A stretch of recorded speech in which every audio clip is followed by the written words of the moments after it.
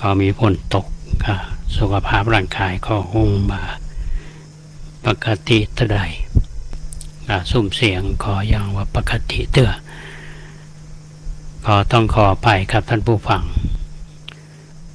วันนี้ก็จึงได้มาพบกับท่านผู้ฟังด้วยเสียงอัน ก็เรียกว่าแบบปกติอยู่ก็ฟังแล้วก็บ่สบายหูเท่าไหร่ก็ต้องขออภัยช่วงนี้เป็นเดือนใหม่เดือนกันยายนในช่วงของเดือนกันยายนนี้เป็นวันสำคัญโดยเฉพาะวันที่1ที่2ที่3กันยายน2566เป็นช่วงเวลาที่คณะศิษยานุศิษย์ทั้งพระสงฆ์ตลอดจนถึงญาติโยมและสาธุชนได้มีโอกาสเข้าร่วมกิจกรรมมีการทำอายุวัฒนมงคลของพระเดชพระคุณท่านเจ้าคุณพระธรรมเสนาบดีหลวงพ่อรองเจ้าคณะภาค7วัดพระธาตุเจ้าโดยสุเทพก็มา3 วันวันนี้เป็นวันสุดท้ายอาตมาภาพได้มีโอกาสไปเจริญก็เรียกว่าทักษิณานุปทานเมื่อวันที่1พระเดชพระคุณก็ได้นิมนต์พระสงฆ์ทั้งในเชียงใหม่ทางอำเภอในเมืองเขาและก็ทางอำเภอรอบนอกได้มาสวดทักษิณานุปทานเพื่อที่อุทิศส่วนบุญส่วนกุศลถวายบูรพาจารย์อย่างวัดพระธาตุเจ้าฤาษีสุเทพเฮาถ้าเราจะมานึกถึงตรงนี้ก็ทำเพื่อได้นึกถึงอดีตวัดพระธาตุเจ้าฤาษีสุเทพนี้เป็นวัดสำคัญของเมืองเชียงใหม่เฮาถ้าท่านศึกษาดูประวัติหรือว่าตำนานของวัดพระธาตุเจ้าโดยสุเทพนี่เราจะหาข้อมูลทางวิชาการก็มีหลากหลายทั้งในเรื่องของตำนานทั้งเรื่องของข้อมูลทางประวัติศาสตร์ก็เป็นแหล่งความรู้ที่เราสามารถที่จะได้สรรหาได้ปีนี้พระเดชพระคุณได้นิมนต์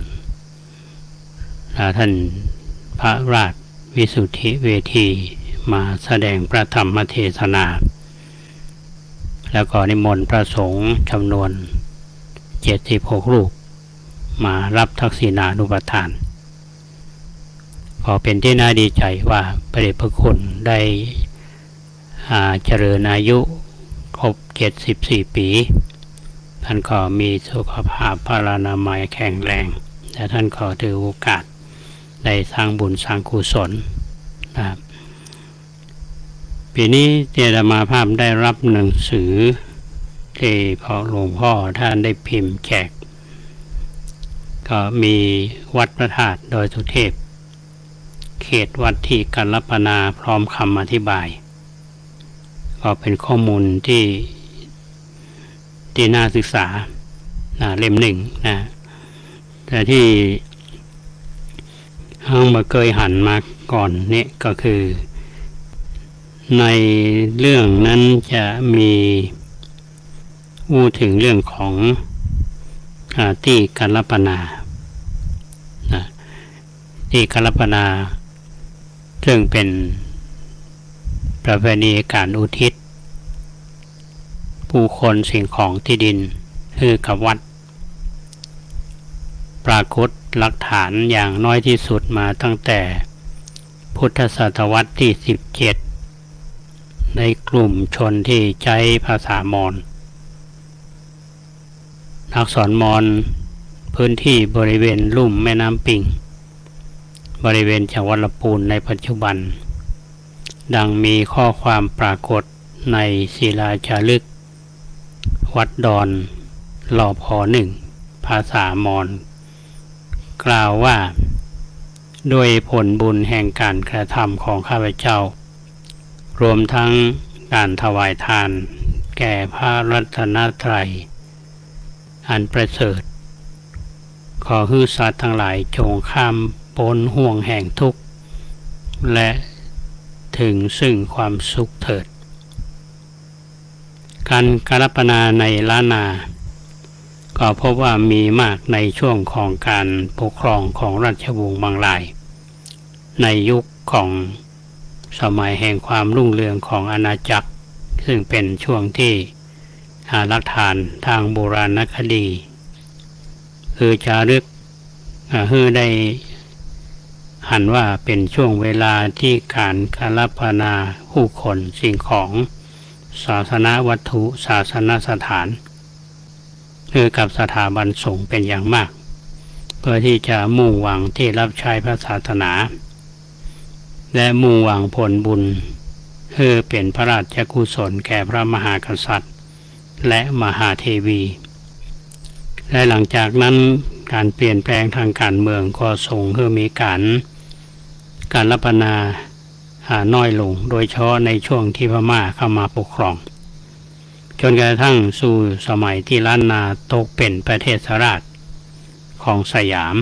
และกลายเป็นส่วนหนึ่งของสยามประเทศการรัปนาจึงได้กลับมามีจำนวนมากขึ้นแต่ครั้งหนึ่งในช่วงการปกครองของสยามการรัปนานั้นเป็นเพียงการสร้างศาสนสถานศาสนวัตถุหรือบริจาคเงินสิ่งของเท่านั้นที่ได้ดำเนินมาถึงเนื่องจนถึงปัจจุบันอันนี้เป็นข้อมูลที่ท่านอาจารย์สุรพลดำริคุณท่านได้เขียนไว้ในหนังสือเล่มนี้ถ้าจะดูในแผนที่ท่านผู้ฟังกว้างมากเป็นที่กรปนาคือกับวัดพระธาตุดอยสุเทพอันนี้ท่านที่เดินทางไปร่วมงานทำบุญทั้ง3วันคือตั้งแต่วันที่1วันที่2และวันที่3เนี่ยก็คงจะได้รับ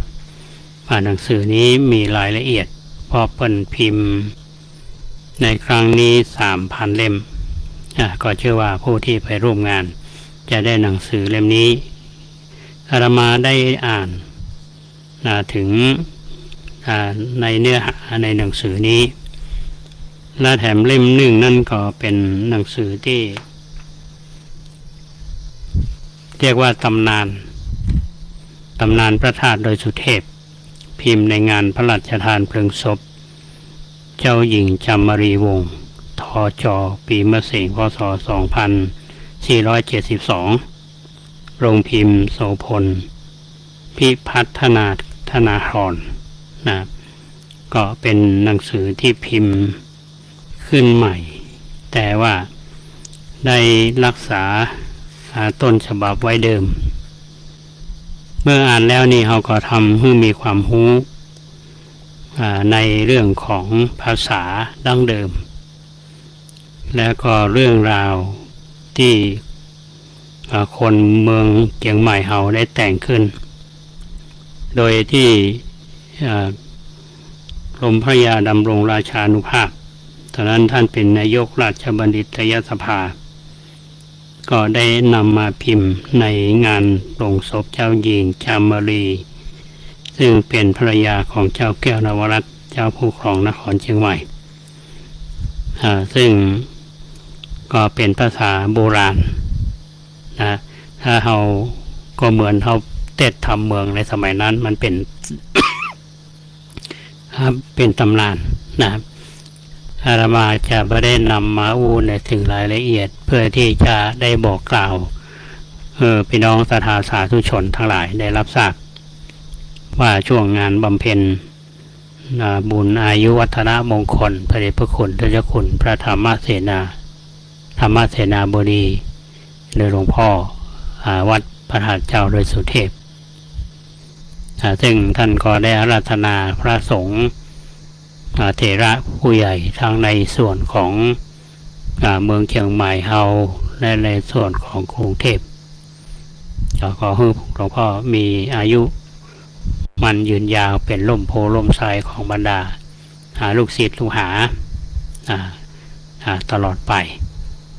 นี่เป็นเรื่องที่ได้อู้จากัน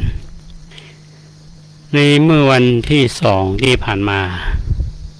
เมื่อวันเสาร์ก็เมื่อตะวาเนี่ยท่านผู้ฟังอาตมาก็ไปร่วมในพิธีกเรวาชาปนกิจศพอาจารย์รุ่งเรืองบุญยูรสซึ่งเป็นผู้ที่มีบทบาทสำคัญท่านหนึ่งที่มีต่อวงการศึกษาท่านได้ถึงแก่กรรมไปทางคณะลูกหลานญาติมิตรก็ได้ประกอบพิธีให้การบำเพ็ญกุศลศพมาแล้วก็ประกอบพิธีชาปนกิจก็มีหนังสือเล่มหนึ่งนะครับซึ่งทางมหาวิทยาลัยมหาจุฬาลงกรณราชวิทยาลัยวิเขตเชียงใหม่ก็ได้จัดพิมพ์เนื่องในโอกาสงานบำเพ็ญกุศลผู้ช่วยศาสตราจารย์รุ่งเรืองบุญยูรสเรียกว่าหนังสืออุปนิสัตซึ่งเป็นงานเขียนภาคภาษาไทยของท่านอาจารย์รุ่งเรืองบุญยูรสก็เคยจัดพิมพ์ครั้งที่1เมื่อปี 2513 โดยพุทธนิคมศูนย์พุทธธรรมเชียงใหม่ก็มีพิมพ์ครั้งที่2ในเดือนกันยายน 2566 โดยมหาวิทยาลัยมหาจุฬาลงกรณราชวิทยาลัยวิเขตเชียงใหม่และธรรมภาพก็ในฐานะที่เคยเป็นผู้บริหารมหาวิทยาลัยมหาจุฬาแล้วก็ได้รู้จักมักคุ้นกับท่านอาจารย์รุ่งเรืองบุญยูรสในฐานะที่เป็นผู้ริเริ่มในการก่อตั้งมหาวิทยาลัยมหาจุฬาเพราะฉะนั้นวันนี้ธรรมภาพจะขออนุญาตนำข้อความบางส่วนในคำไว้อะไรผู้ช่วยศาสตราจารย์รุ่งเรืองบุญยูรสในบูรพาจารย์ของมจร.วิเขตเชียงใหม่ซึ่งทางพระเดชพระคุณท่านเจ้าคุณพระเทพปริยัติที่ปรึกษาเจ้าคณะภาค7เจ้าวาดวัด7ยอดพระอารามหลวงซึ่งเป็นประธานสภาวิทยาเขตเชียงใหม่ท่านได้เขียนถึง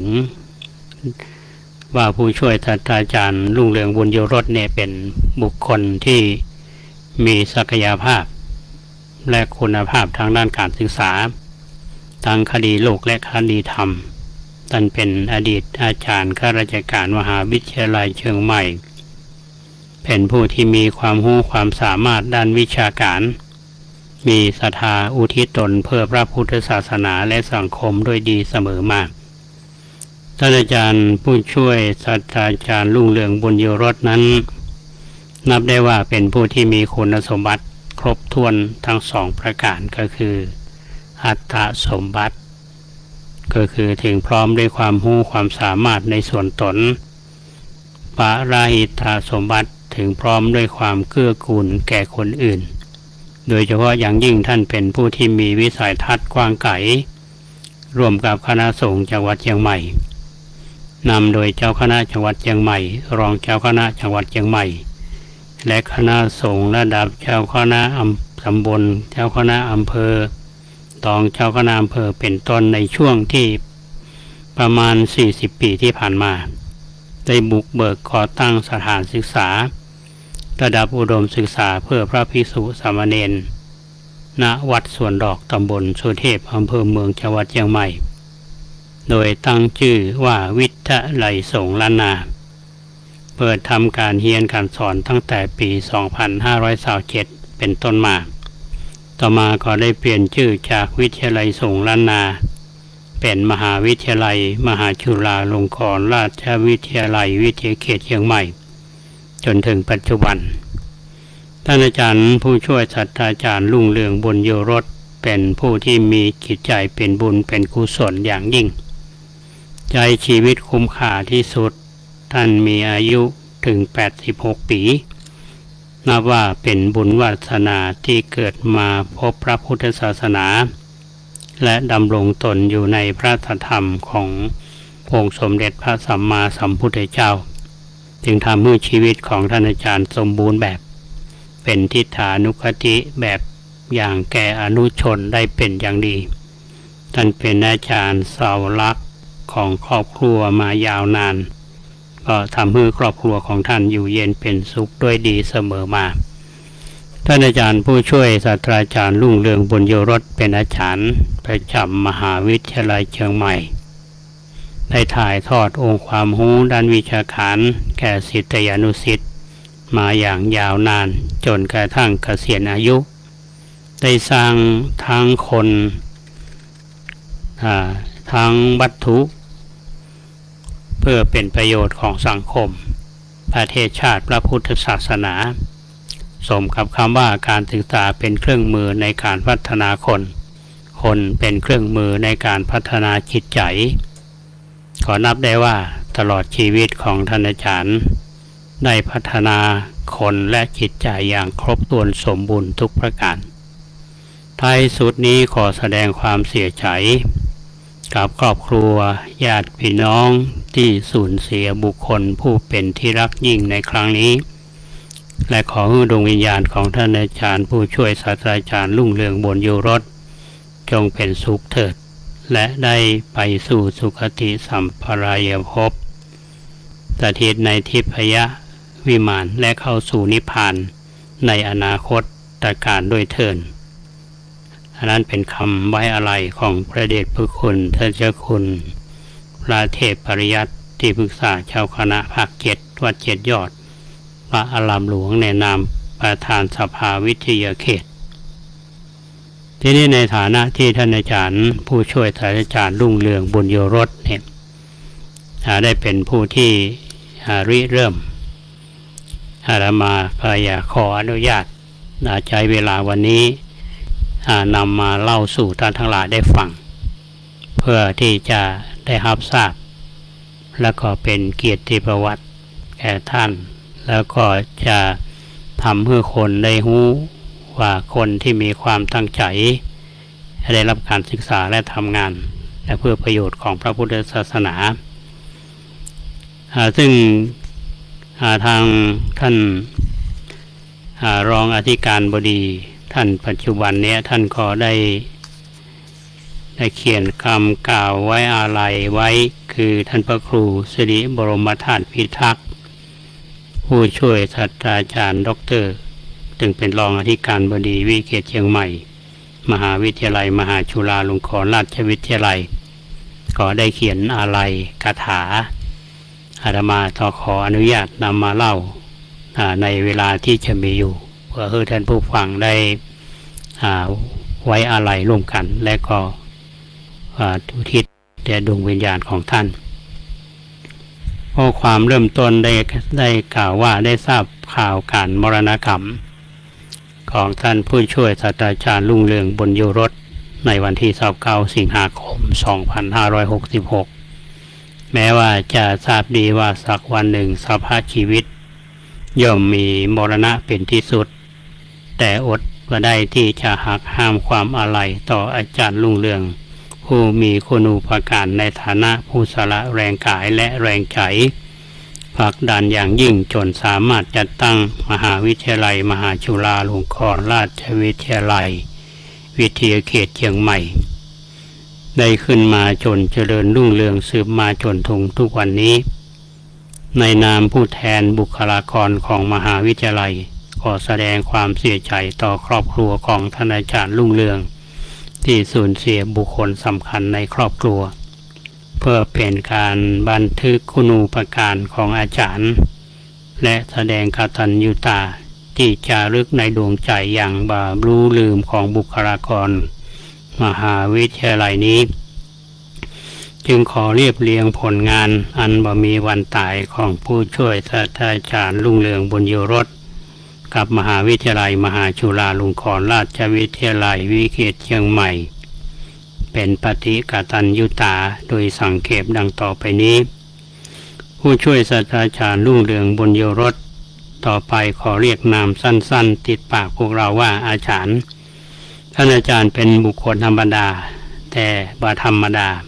สำหรับบุคลากรของมหาวิทยาลัยโดยเป็นกำลังหลักในฐานะผู้สถาปนามหาจุฬาลงกรณราชวิทยาลัยวิเขตเชียงใหม่คือเป็นวิทยาเขตแห่งที่3ที่จัดตั้งขึ้นในส่วนภูมิภาคทั้งเป็นแห่งแรกในภาคเหนือเมื่อราวเดือนกรกฎาคมพ.ศ. 2524ตอนนั้นอาจารย์รุ่งเรืองดำรงตำแหน่งอาจารย์ประจำสาขาวิชาปรัชญาและศาสนาเป็นอดีตคณบดีคณะมนุษยศาสตร์มหาวิทยาลัยเชียงใหม่ได้เรียนปรึกษาหารือกับเจ้าชื่นศิโรรสพุทธนิคมเชียงใหม่มีดำริที่จะจัดตั้งวิทยาลัยสงฆ์ขึ้นมาที่วัดอุโมงค์สวนพุทธธรรมเพื่อยกระดับการศึกษาของพระภิกษุสามเณรในจังหวัดภาคเหนือเจ้าชื่นศิโรรสก็มีความยินดีคือความร่วมมือสิงหาคม 2524อาจารย์รุ่งเรืองพร้อมด้วยคณาจารย์มหาวิทยาลัยเชียงใหม่ได้ไปกราบนมัสการพระศรีธรรมนิเทศกมลโชติมันโตรองเจ้าคณะจังหวัดเชียงใหม่ฝ่ายการศึกษาวัดสันปะคอยขอเมตตาคือท่านเสนอเรื่องการจัดตั้งวิทยาลัยสงฆ์ล้านนาเพื่อจัดการศึกษาระดับมหาวิทยาลัยสำหรับพระภิกษุสามเณรในจังหวัดเชียงใหม่ไปยังคณะสงฆ์จังหวัดเชียงใหม่ธันวาคม 2524อาจารย์รุ่งเรืองได้มีหนังสือกราบนมัสการพระมหานครเขมปาลีด็อกเตอร์ดำรงสมณศักดิ์สุดท้ายที่พระราชรัชนมูรีเลขาธิการมหาวิทยาลัยมหาจุฬาลงกรณราชวิทยาลัยในพระบรมราชูปถัมภ์ในขณะนั้นมีความประสงค์ที่จะจัดตั้งวิทยาลัยสงฆ์ขอความเห็นและสนับสนุนท่านเลขาธิการมีหนังสือตอบเพื่อการสนับสนุนส่วนการที่จะจัดตั้งเป็นสาขาหรือว่าอยู่ในเครือข่ายของมหาวิทยาลัยมหาจุฬาลงกรณราชวิทยาลัยก็แล้วแต่ความเหมาะสมกรกฎาคม 2525พระศรีธรรมนิเทศทำหนังสือกราบเรียนพระราชพรหมาจารย์ดวงคำธรรมทินโนเจ้าคณะจังหวัดเชียงใหม่วัดสำเภาขอคือมอบหมายพระศรีธรรมนิเทศดำเนินในนามคณะสงฆ์จังหวัดเชียงใหม่ร่วมกับอาจารย์รุ่งเรืองและคณะเพื่อในการจัดตั้งวิทยาลัยสงฆ์ขึ้นสิงหาคม 2525เจ้าคณะจังหวัดเชียงใหม่มีหนังสือมอบหมายคือพระศรีธรรมนิเทศเป็นผู้พิจารณาดำเนินการจัดตั้งวิทยาลัยสงฆ์ล้านนาในนามคณะสงฆ์จังหวัดเชียงใหม่ตามวัตถุประสงค์ส่วนการที่จะจัดตั้งวิทยาลัยสงฆ์นั้นคณะสงฆ์ก็มีความเห็นตรงกันว่าวัดสวนดอกตำบลสุเทพอำเภอเมืองจังหวัดเชียงใหม่เป็นสถานที่สมควรและเหมาะสมอย่างยิ่งอาจารย์รุ่งเรืองพร้อมด้วยผู้ช่วยศาสตราจารย์ดร.สิงห์ทนคำสาวและรองศาสตราจารย์ดร.กัญจนะแก้วกำเนิดอดีตรองอธิการบดีมหาวิทยาลัยเชียงใหม่ได้ร่วมกันร่างตราสารเพื่อจัดตั้งมูลนิธิวิทยาลัยสงฆ์ล้านนาคือเป็นองค์กรจัดตั้งวิทยาลัยสงฆ์ล้านนาพฤศจิกายน 2526คณะกรรมการดำเนินงานจัดตั้งวิทยาลัยสงฆ์มีมติคือเปิดการเรียนการสอนในปี 2527เป็นต้นไป วันที่ 14 มกราคม 2527 อาจารย์รุ่งเรืองได้ทำหนังสือนมัสการพระศรีธรรมนิเทศว่าคณะกรรมการดำเนินงานได้พร้อมที่จะจัดตั้งวิทยาลัยสงฆ์ล้านนาแล้วโดยเริ่มดำเนินการตั้งแต่มิถุนายน 2527 พระศรีธรรมนิเทศได้ทำหนังสือต่อพระครูศรีปริยัตยานุรักษ์ไฝยานาวุธิเจ้าวาดวัดสวนดอกในขณะนั้นขออนุญาตใช้อาคารเรียนพระปริยัติธรรมเดิมของวัดสวนดอกเป็นที่จัดตั้งและดำเนินการเรียนการสอนวันที่ 1 มีนาคม 2527 พระราชพรหมาจารย์เจ้าคณะจังหวัดเชียงใหม่ได้ลงนามในประกาศคณะสงฆ์จังหวัดเชียงใหม่เรื่องจัดตั้งวิทยาลัยสงฆ์ล้านนาคือมีคณะกรรมการดำเนินงานมีพระศรีธรรมนิเทศเป็นประธานรองเจ้าคณะจังหวัดเชียงใหม่รองประธานพระครูศรีปริยัตยานุรักษ์เจ้าคณะอำเภอเมืองเชียงใหม่คณะกรรมการประกอบไปด้วยผู้ช่วยศาสตราจารย์มณีพยมยงค์ก็คือท่านศาสตราจารย์กิตติคุณดร.มณีพยมยงค์ศิลปินแห่งชาติรองศาสตราจารย์ดร.กาญจนะแก้วกำเนิดผู้ช่วยศาสตราจารย์ดร.สิงห์โทนคำสาวนายอนันต์ชัยขุนทศเป็นกรรมการและผู้ช่วยศาสตราจารย์รุ่งเรืองบุญอยู่รสผู้ช่วยศาสตราจารย์บำเพ็ญระวินเป็นกรรมการและเลขานุการวันที่ 12 มิถุนายน 2527 พระครูศรีปริยัตยานุรักษ์ประธานกรรมการดำเนินงานแทนพระศรีธรรมนิเทศซึ่งได้มรณภาพเมื่อวันที่ 22 มีนาคม 2527 พร้อมโดยอาจารย์รุ่งเรืองไปชี้แจงที่ประชุมสภามหาจุฬาลงกรณราชวิทยาลัยในพระบรมราชูปถัมภ์คือความเห็นชอบในการจัดตั้งวิทยาลัยสงฆ์ล้านนาวันที่ 18 มิถุนายน 2527 เริ่มเปิดการเรียนการสอนหลักสูตรพุทธศาสตร์บัณฑิตปฐมหลักสูตรก็เปิดวิชาคือสาขาวิชาศาสนาโดยมีพระมหานรงค์จิตตโสภโนภายหลังดำรงสมณศักดิ์พระราชปวาจารย์อยู่วัดมหาพุทธารามเขตบางรักกรุงเทพมหานครได้เดินทางขึ้นมาสอนได้กรุณารับสอนวิชาเบื้องต้นเกี่ยวกับพระไตรปิฎกวิชาพระวินัยปิฎก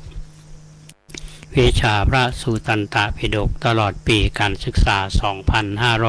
2527 สำหรับวิชาสามัญอื่นๆในหลักสูตรได้เชิญอาจารย์จากคณะต่างๆในมหาวิทยาลัยเชียงใหม่มาร่วมถวายความรู้เดี๋ยวมาฟังต่อในช่วงที่ 2 ของรายการในการพัฒนามหาวิทยาลัย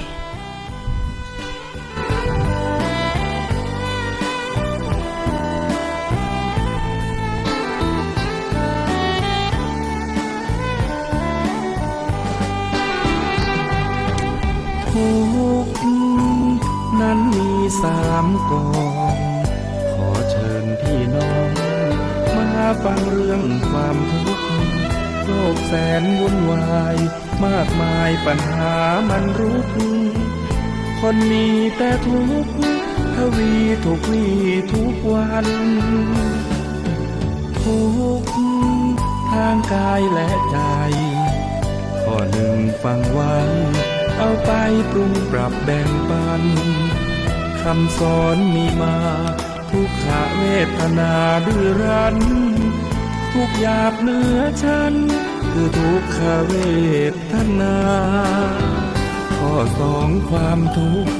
เรียกทุกขลักษณะทุกจริงนะ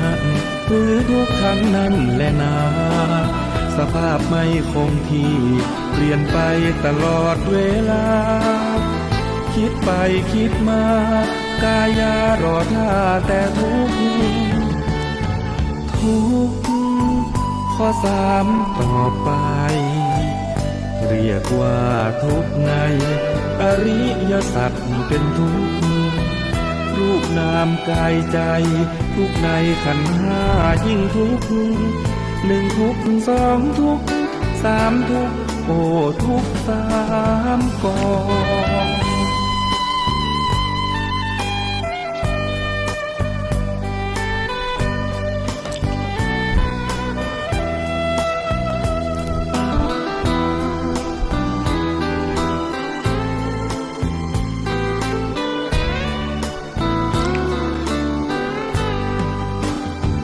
ข้อสองความทุกข์เรียกทุกขลักษณะ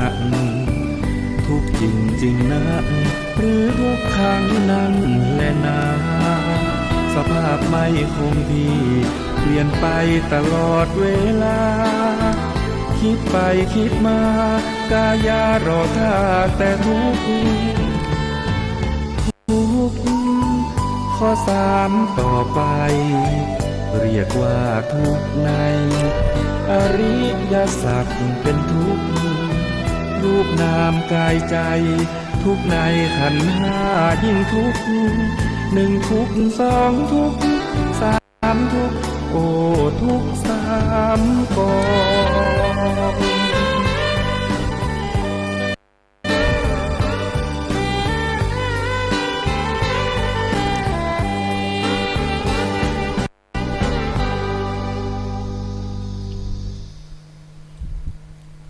วันที่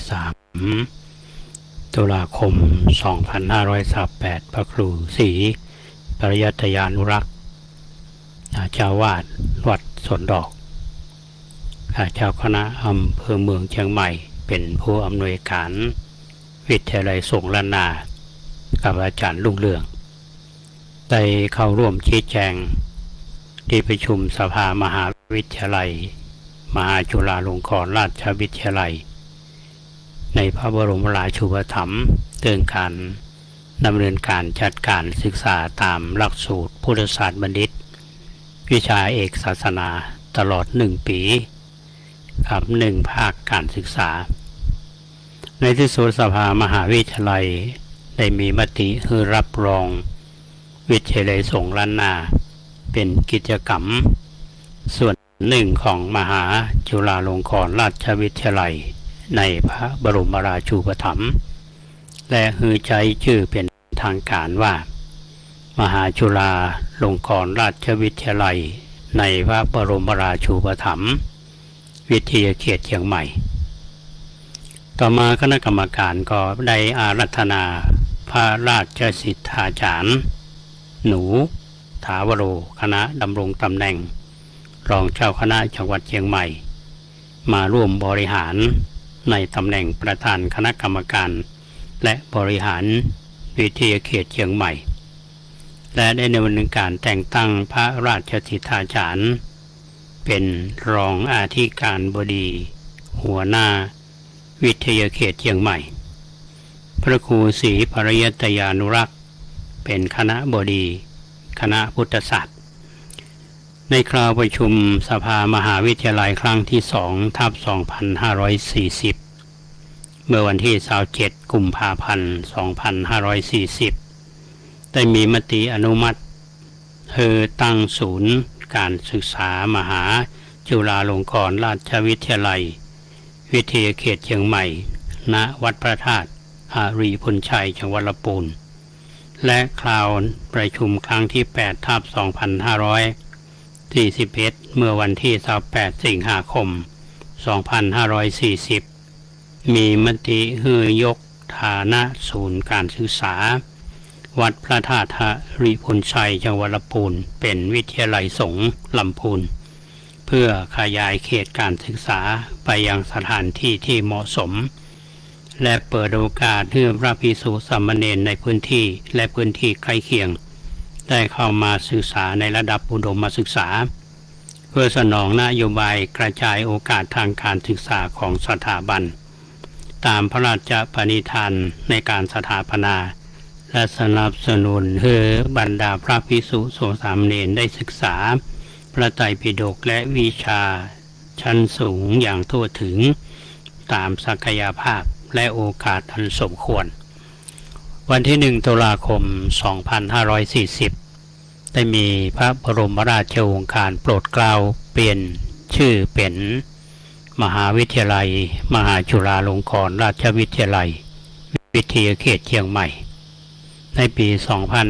2541 ถึง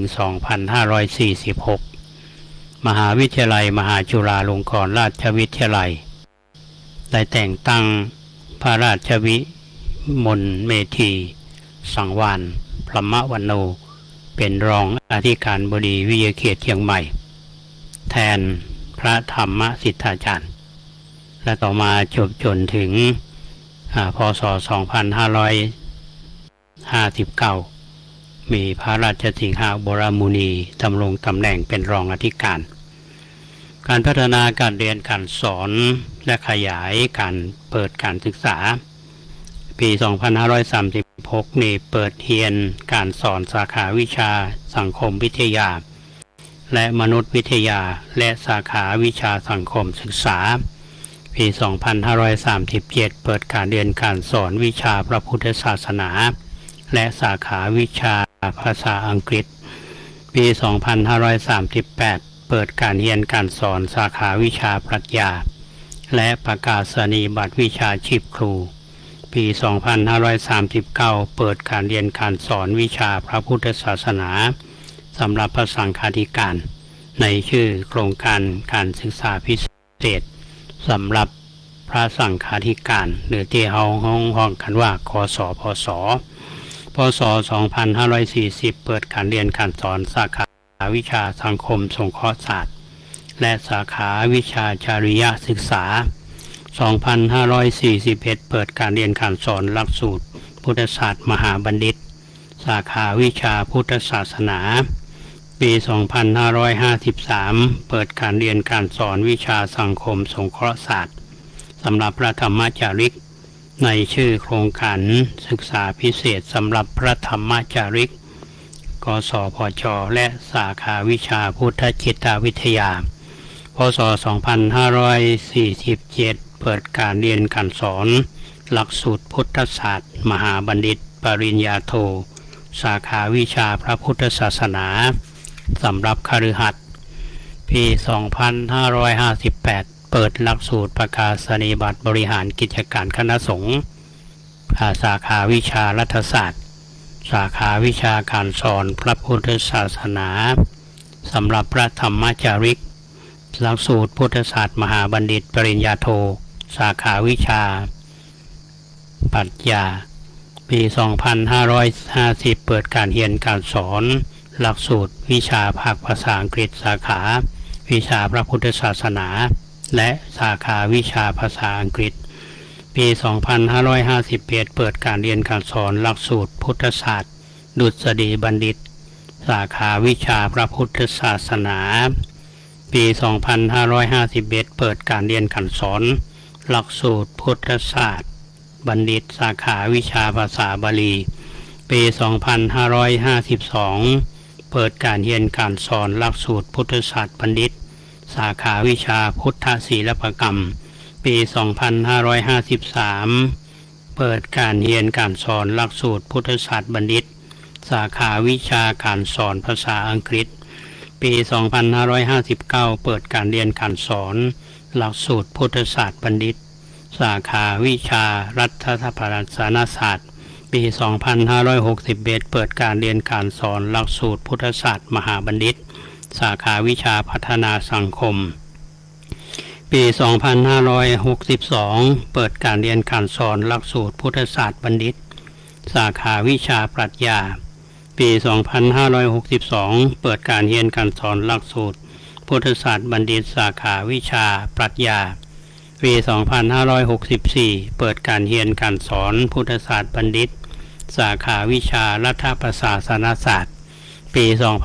2564 เปิดการเรียนการสอนหลักสูตรมหาบัณฑิต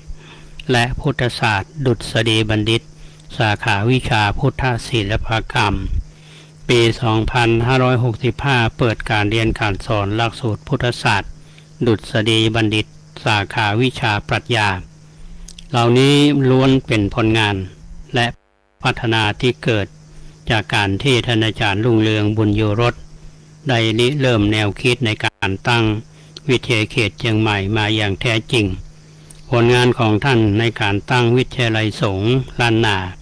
หรือวิทยาเขตเชียงใหม่ปัจจุบันจะบ่มีวันตายพร้อมที่จะรักษาปณิธานของท่านอาจารย์ตลอดไปขอแสดงความอาลัยอย่างยิ่งต่อการมรณกรรมของท่านและน้อมส่งให้ดวงวิญญาณของผู้ช่วยศาสตราจารย์รุ่งเรืองบุญโยรสจงไปสู่สุคติเสวยสุขในสัมปรายภพเป็นนิรันดร์ด้วยเทินพระครูสิริบรมธาตุพิทักษ์ผู้ช่วยศาสตราจารย์และด็อกเตอร์รองอธิการบดีวิทยาเขตเชียงใหม่มหาวิทยาลัยมหาจุฬาลงกรณราชวิทยาลัยวิทยาเขตเชียงใหม่รูปปัจจุบันวันนี้ในฐานะที่อาตมาภาพเคยทำงานในวิทยาเขตเชียงใหม่มาเป็นเวลา25 ปีก็สำนึกในบุญคุณของสถาบันแห่งนี้ที่เปิดโอกาสให้บรรดาพระภิกษุสงฆ์สามเณรได้เข้ามาศึกษาแล้วก็ได้รับการศึกษาจนสำเร็จตามความรู้ความสามารถของแต่ละท่านเพราะฉะนั้นวันนี้ก็จึงนำเรื่องราวที่คนรับรู้อย่างยิ่งมาให้ท่านทั้งหลายโดยเฉพาะพี่น้องท่านผู้ฟังที่ติดตามรับฟังรายการร่มโพของเราวันนี้ก็ถือว่าเราจะให้เวลากับสิ่งที่ดีๆก็เชื่อว่าท่านที่ฟังรายการวันนี้ก็คงจะรับรู้ว่ามหาวิทยาลัยมหาจุฬาลงกรณราชวิทยาลัยวิทยาเขตเชียงใหม่ได้รับการพัฒนามาถ้ามันมีคนคิดตั้งแต่แรกท่านฟังแล้วท่านจะเห็นได้ว่าท่านผู้ช่วยศาสตราจารย์รุ่งเรืองบุญโยรสเนี่ยเป็นนักการศึกษาท่านเรียนปรัชญามาท่านเป็นนักบริหารท่านถึงแม้ว่าจะได้เกษียณอายุแล้วก็ยังมาเกี่ยวข้องกับมหาจุฬาอาตมาภาพได้ทำงานที่มหาจุฬามา25 ปีก็หันท่านมาตั้งแต่ต้นช่วงระยะหลังๆมานี้ประกอบกับท่านมีวัยสูงอายุท่านก็อยู่บ้านแล้วก็บรรดาบุคลากรและผู้บริหารก็ฮักและเคารพนับถือท่านแต่ท่านก็จากหมู่เฮาไปเพราะฉะนั้นงานที่ผ่านมานี้ก็หันผู้ที่มีความฮักและความเคารพมาร่วมบำเพ็ญกุศลศพมาในฐานะที่เป็นผู้บริหารสถานศึกษาโดยเฉพาะมหาวิทยาลัยเชียงใหม่มาตั้งแต่ท่านอธิการบดีรองอธิการบดีหรือท่านผู้บริหารที่เกษียณอายุไปแล้วก็มาร่วมงานบำเพ็ญกุศลศพทุกคืนและโดยเฉพาะอย่างยิ่งผู้บริหารเจ้าหน้าที่ครูบาอาจารย์ของมหาวิทยาลัยมหาจุฬาลงกรณราชวิทยาลัยวิทยาเขตเชียงใหม่ทั้งที่เป็นบุคลากรที่ทำงานอยู่ปัจจุบันหรืออดีตผู้บริหารก็ได้มาร่วมการบำเพ็ญกุศลศพถึงแม้ว่าบางท่านจะไปทำงานที่จังหวัดอื่นๆก็ได้เสียสละเวลามาร่วมในการบำเพ็ญกุศลศพและร่วมพิธีชาปนกิจศพที่ชาปนสถานวัดอุโมงค์ส่วนพุทธธรรมตำบลสุเทพอำเภอเมืองจังหวัดเชียงใหม่ท่านผู้ฟังแล้วที่แนวคิดของตั้งแต่ต้นที่บอกท่านมีความคิดที่จะตั้งวิทยาลัยสงฆ์ขึ้นที่วัดอุโมงค์โดยที่ได้ปรึกษากับท่านเจ้าจื่นสีโรรสเจ้าจื่นสีโรรสก็เช่นเดียวกันท่านได้ทุ่มเททั้งชีวิตเนี่ยเพื่อที่จะพลิกฟื้นวัดอุโมงค์ขึ้นมาแล้วก็ตั้งพุทธนิคมแม้ปัจจุบันนี้บรรดาลูกหลานของเจ้าจื่นก็ยังให้ความอุปถัมภ์ดูแลวัดอุโมงค์มาเชื่อว่าวันนี้ที่อาตมาภาพนำเรื่องราว ของท่านอาจารย์ลุงเรืองมาเล่าในรายการก็เท่ากับว่านำเรื่องราวของมหาวิทยาลัยมหาจุฬาลงกรณราชวิทยาลัยมาเล่าให้ท่านทั้งหลายได้ฟังในฐานะที่อาตมาเคยเป็นผู้บริหารเป็นรองอธิการบดีมาก่อนให้ก็เชื่อว่าก็คงจะเป็นประโยชน์แก่ท่านผู้ฟังอย่างน้อยก็เปิดมุมมองของท่านที่มีอยู่ต่อการศึกษาของคณะสงฆ์โดยเฉพาะการศึกษาของคณะสงฆ์ในหัวเมืองเนี่ยอาตมาจำได้อย่างปี 2527เนี่ยที่เริ่มเปิดวิทยาลัยสงฆ์ล้านนาเนี่ย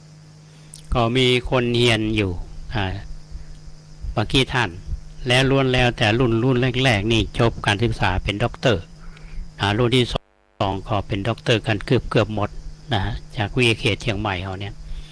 เพราะฉะนั้นวันนี้ก็เป็นสถาบันหนึ่งที่เป็น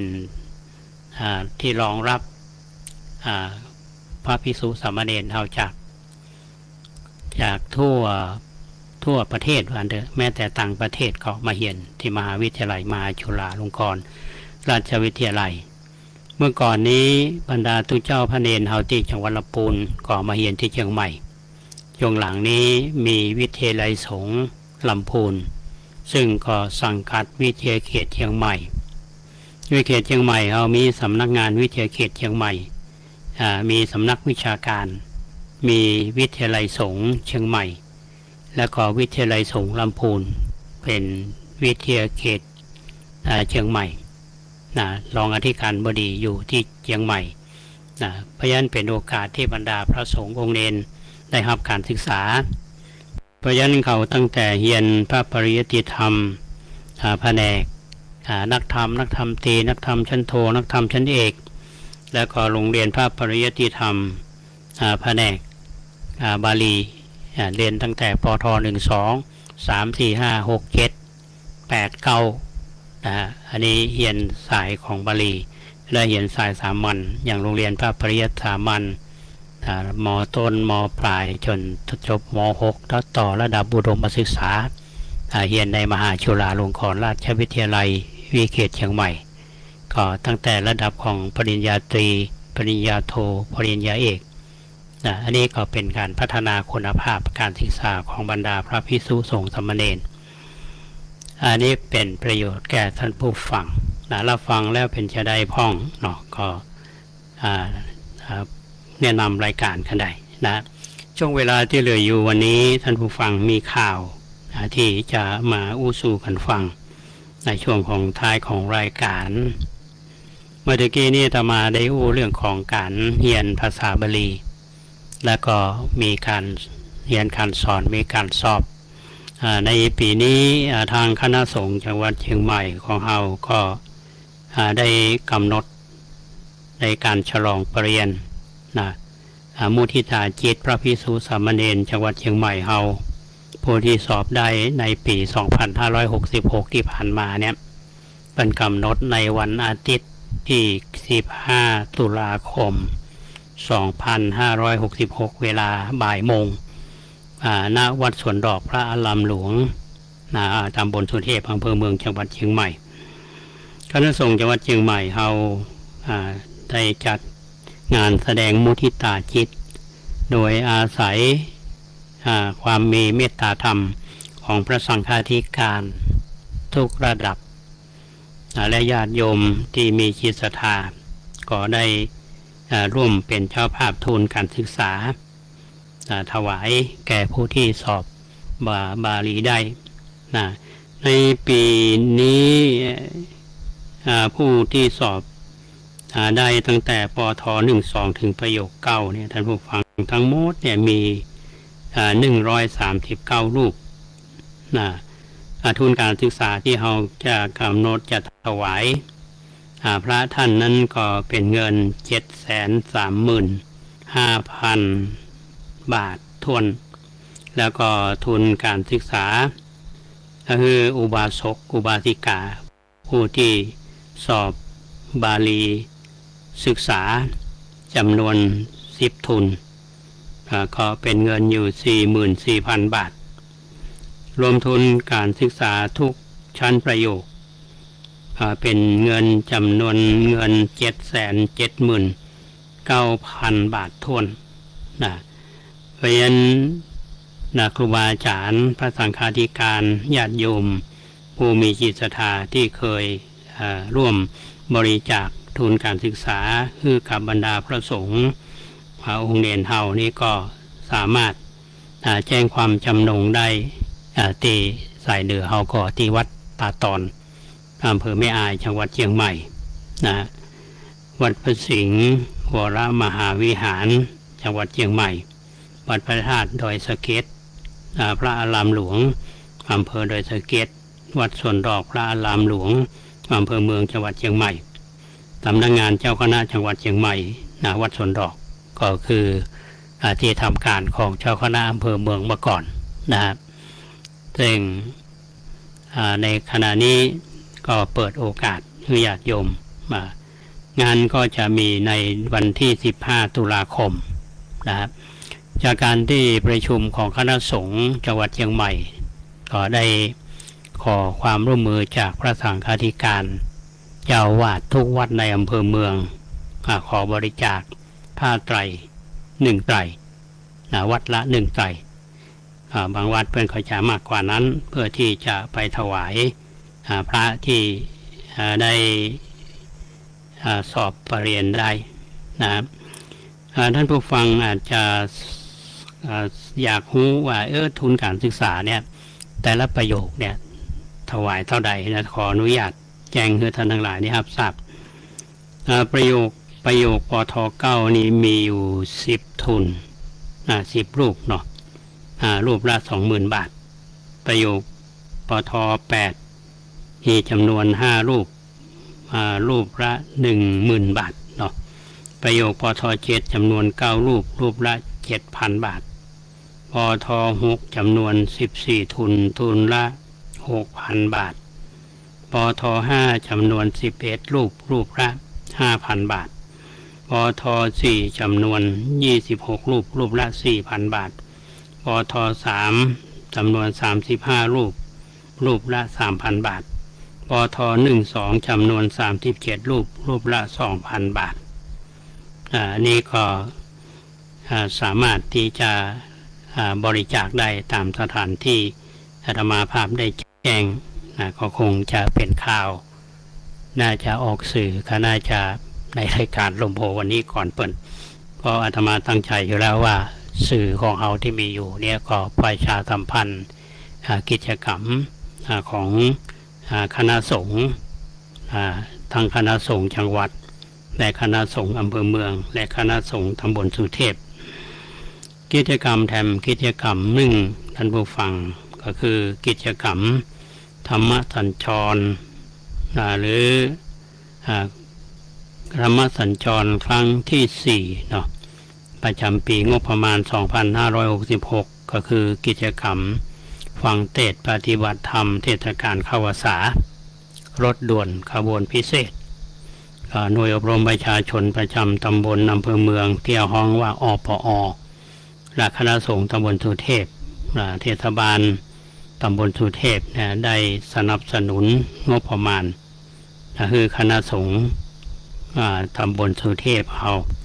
ก็จะจัดขึ้นที่วัดลำเปิงตาโพธารามตำบลสุเทพอำเภอเมืองจังหวัดเชียงใหม่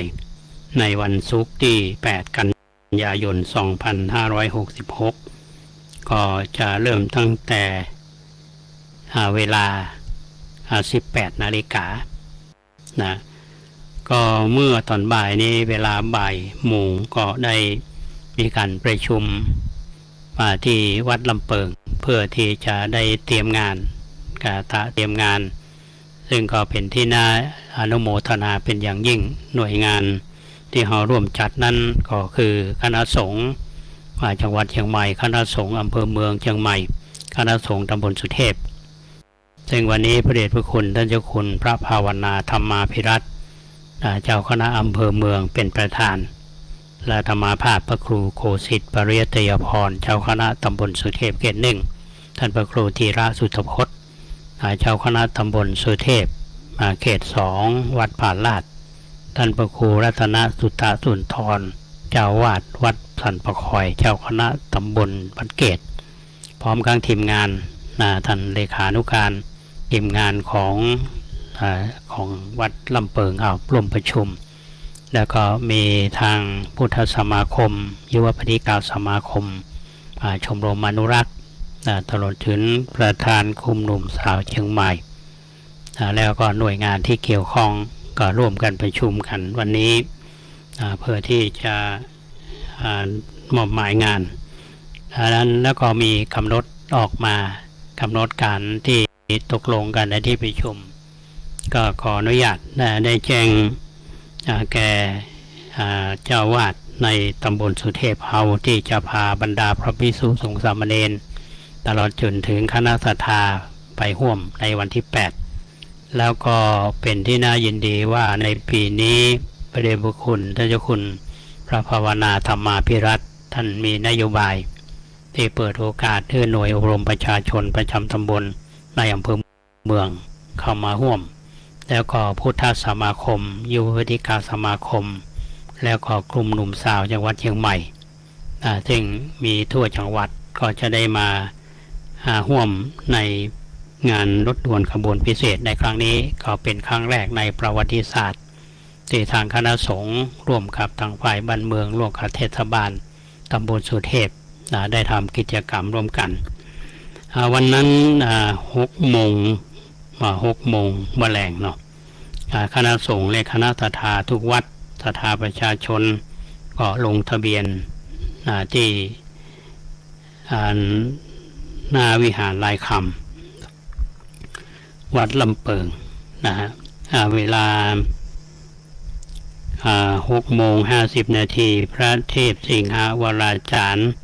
รองเจ้าคณะจังหวัดเชียงใหม่ประธานสงฆ์ได้เดินทางมาในพิชัยเลิศพงศ์อดิศร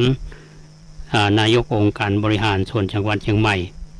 ประธานฝ่ายคฤหัสถ์ก็เดินทางมาถึงที่ประกอบพิธีเวลา 19 นาฬิกาประธานฝ่ายคฤหัสถ์จุดธูปเทียนบูชาพระรัตนตรัยเยาวชนโรงเรียนบ้านปุงน้อยนำไหว้พระสวดมนต์ทำนองสรพัญญะประธานฝ่ายคฤหัสถ์มอบรางวัลทุนการศึกษาให้กับเยาวชนเวลา 19 นาฬิกา 15 นาทีนายพระศิลป์อัครเดชธนโชตินายกเทศมนตรีตำบลสุเทพกล่าวรายงานต่อประธานในพิธีประธานฝ่ายคฤหัสถ์เปิดกลวยเครื่องสักการะหน้าพระบรมฉายาลักษณ์ถวายความเคารพยืนอยู่ฝ่ายพิธีก็เปิดเพลงสรรเสริญบารมีจบแล้วประธานฝ่ายคฤหัสถ์กล่าวเปิดงานอย่างแทนพิธีพระเดชพระคุณท่านเจ้าคุณพระภาวนาธรรมาภิรัตน์เจ้าคณะอำเภอเมืองถวายสักการะประธานสงฆ์แล้วกล่าวต้อนรับประธานกลุ่มหนุ่มสาวจังหวัดเชียงใหม่ถวายสักการะประธานสงฆ์แล้วกล่าวต้อนรับเวลา 19 นาฬิกา 25 นาทีกิจกรรมแสดงพระธรรมเทศนาเทศการเข้าพรรษารถด่วนขบวนพิเศษกิจกรรมเยาวชนตัวแทนจาก5วัดตอบปัญหาธรรมะ 19 นาฬิกา 55 นาทีศาสนพิธีกรเชิญผู้แทนจุดเทียนส่องธรรมอาราธนาองค์แสดงพระธรรมเทศนาอาราธนาศีลสมาทานศีลอาราธนาธรรมรับฟังพระธรรมเทศนาแสดงโดยพระเดชพระคุณท่านเจ้าคุณพระราชวิสุทธิเวทีรองเจ้าคณะภาค7เลขานุการเจ้าคณะใหญ่หนเหนือผู้ช่วยเจ้าวาดวัดปากน้ำพระอารามหลวงเวลา 20:45 นาทีศาสนาพิธีกรเชิญผู้แทนถวายการพระพุทธการเทศน์และมอบปฏิกรมัคคทายกเวลา 21 นาฬิกาประธานผู้แทนกลุ่มหนุ่มสาวจังหวัดเชียงใหม่ประกาศรางวัลกล่าวสรุปกิจกรรมในส่วนของกิจกรรมฟังเทศน์เข้าพรรษารถด่วนขบวนพิเศษผู้แทนวัดดอนจันทร์ได้ วัดจัดกิจกรรมรถด่วนพิเศษครั้งต่อไปกล่าวเชิญชวนเข้าร่วมกิจกรรมผู้แทนวัดศรีโสดาพระอารามหลวงจัดกิจกรรมธรรมสัญจรคณะสงฆ์ตำบลสุเทพครั้งต่อไปกล่าวเชิญชวนเข้าร่วมกิจกรรมประธานสงฆ์กล่าวสัมโมทนียกถาพระเดชพระคุณท่านเจ้าคุณพระภาวนาธรรมาภิรัตน์ถวายของที่ระลึกประธานสงฆ์และมอบของที่ระลึกเจริญจิตภาวนาแผ่เมตตาแล้วก็จบด้วยการเปิดเพลงสรรเสริญบารมีเป็นเสร็จพิธีอันนี้เป็นกำหนดการล่าสุดที่ผลจากการประชุมเมื่อตอนบ่ายที่ผ่านมาก็ขอเน้นย้ำเชิญคณะวัดต่างๆในตำบลสุเทพเราก็ขอให้เดินทางไปเช้าหน่อยเนาะพร้อมกันก็คือ6:18 น.นะเพราะว่าปีนี้จะมีคนมาร่วมงานขอบัตรต่ำกว่า 2,000 คนเนาะ2,000 คนก็เป็นกิจกรรมครั้งสำคัญอันนี้ก็แจ้งผ่านไปยังในอำเภอต่างๆโดยเฉพาะในอำเภอเมืองเฮาเนี่ยหน่วยอบรมประชาชนประจำตำบลที่จากการที่ประชุมครั้งที่แล้วนี่ก็คงจะได้ปฏิบัติตามมติที่ประชุมเนาะได้เข้ามาร่วมกิจกรรมกันอันนี้เป็นเรื่องราวของกิจกรรมโครงการธรรมสัญจรรถด่วนขบวนพิเศษซึ่งจะได้จัดก็เป็นครั้งแรกในประวัติศาสตร์ที่ว่าเอามาจัดในส่วนของตำบลเอาแต่ต้องขอบคุณและอนุโมทนาทางเทศบาลตำบลสุเทพโดยท่านนายกมีนโยบายที่นายกย่องสรรเสริญยิ่งจัดงบประมาณสนับสนุนคือส่งเสริมในเรื่องของคุณธรรมและจริยธรรมในของตำบลสุเทพเฮาสำหรับพี่น้องท่านสาธุชนทุกท่านที่ติดตามรับฟังรายการร่มโพของเฮาวันนี้ก็อาจจะเลยเวลาไปหน่อยเป็นอย่างเพราะสถานีของเฮาเนาะที่อยากจะให้ท่านทั้งหลายได้มีโอกาสได้ร่วมบุญกันโดยเฉพาะอย่างยิ่งท่านที่ติดตามรับฟังรายการจากสถานีวิทยุสาธารณะจังหวัดเชียงใหม่FM 92.25 เมกะเฮิรตซ์เนี่ยครับช่วงนี้ก็พยายามที่จะฟังข่าวติดตามข่าวทางกสทช.ทราบว่าตอนนี้คณะกรรมการชุดใหม่ได้เข้าทำงานแล้วแต่ในส่วนที่เอาค้างคาใจกันอยู่ว่าการเปิดสถานีของเราเนี่ยจะไปสิ้นสุดวันที่31เดือนธันวาคม 2567อาจจะจอมืดหรือว่าอย่างใดนะอันนี้ก็ขึ้นกับนโยบายของรัฐบาลชุดใหม่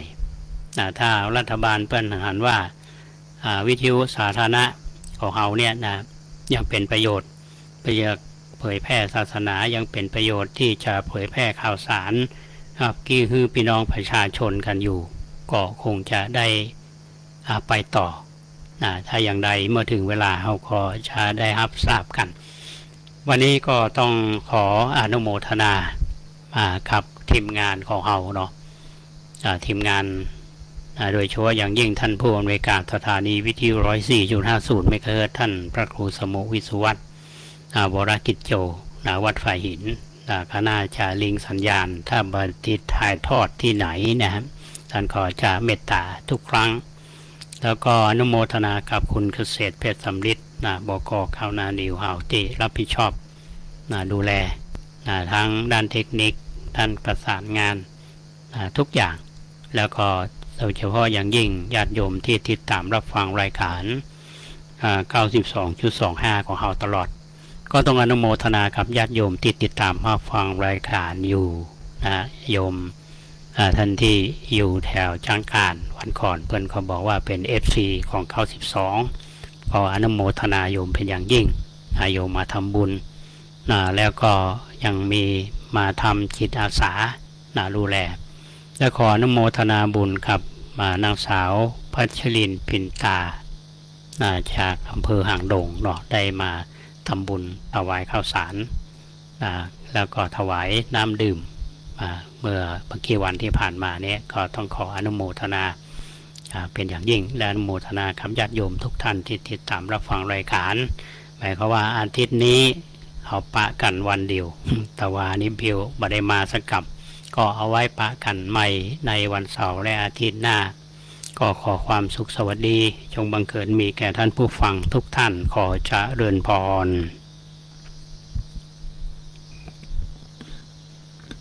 และสิ่งมีชีวิตดึกดำบรรพ์ที่ถูกขุดค้นพบในพื้นที่ประเทศไทยได้แก่จังหวัดนครราชสีมาขอนแก่นกาฬสินธุ์หนองบัวลำพูนครพนมชัยภูมิเลยอุบลราชธานีเพชรบูรณ์และพื้นที่เชื่อมโยงอื่นๆให้สามารถรองรับการท่องเที่ยวที่นำไปสู่ความยั่งยืนในอนาคตต่อไปชลดาอุทัยเก่ารายงานสำนักงานส่งเสริมเศรษฐกิจดิจิทัลร่วมผลักดันซอฟต์พาวเวอร์ไทยผ่านเวทีเสวนาในหัวข้อทิศทางการขับเคลื่อนเศรษฐกิจไทยด้วยกลไกซอฟต์พาวเวอร์นายจุลนัท สารติพงศ์ผู้จัดการส่วนส่งเสริมการตลาดสำนักงานส่งเสริมเศรษฐกิจดิจิทัลหรือดีป้ากล่าวถึงบทบาทสำคัญของสำนักงานส่งเสริมเศรษฐกิจดิจิ